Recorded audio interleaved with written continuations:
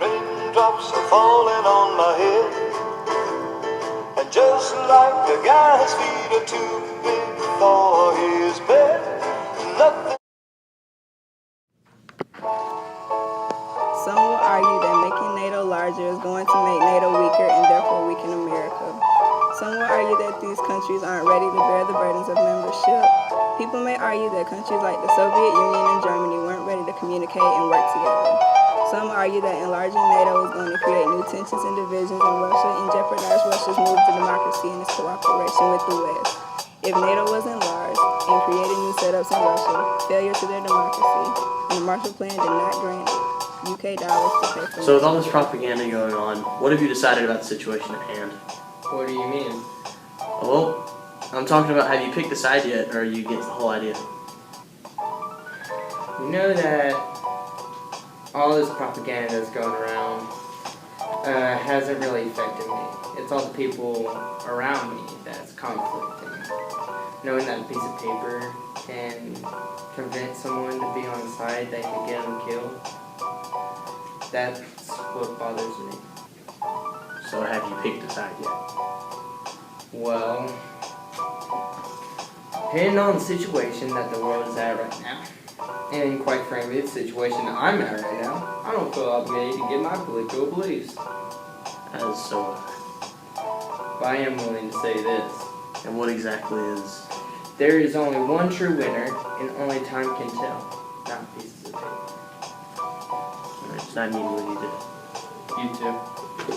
Warsaw Pact Treaty establishing a mutual defense organization composed originally of the Soviet Union, Albania, Bulgaria, Czechoslovakia, East Germany, Hungary, Poland, and Romania. This explains what the Warsaw Pact is about and who was included.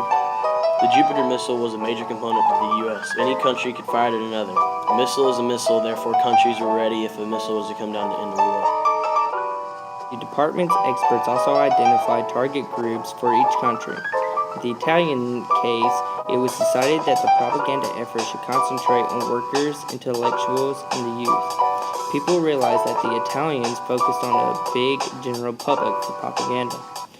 There is a comparative dimension to Western Cold War propaganda policies to Europe within the wider anti-communist effort. This is basically saying that there are many different ways to do propaganda.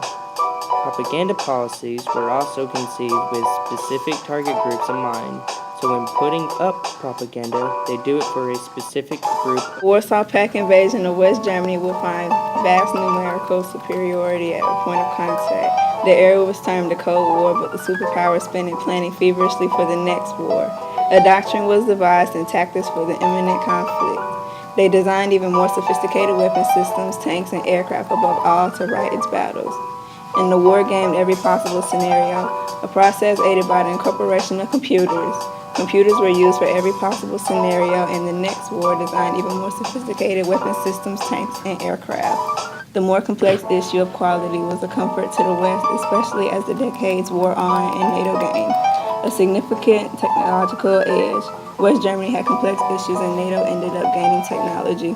Across the communist world, leaders feared that their people would begin following the Czechs' lead in demanding reforms.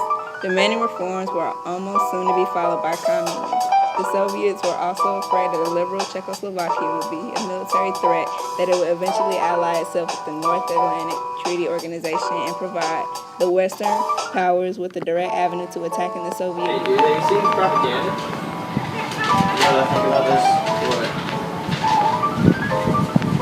Gradually lost the battle for hearts and minds in Iraq, despite having a huge propaganda apparatus in the country and wider region. This says that Britain wasn't doing well with propaganda in Iraq. This shows that despite having a huge propaganda apparatus in the Middle East, they were largely unable to sway Iraqi opinion. This explains how it doesn't matter how big your propaganda is, it doesn't mean that you'll be able to pursue people your way.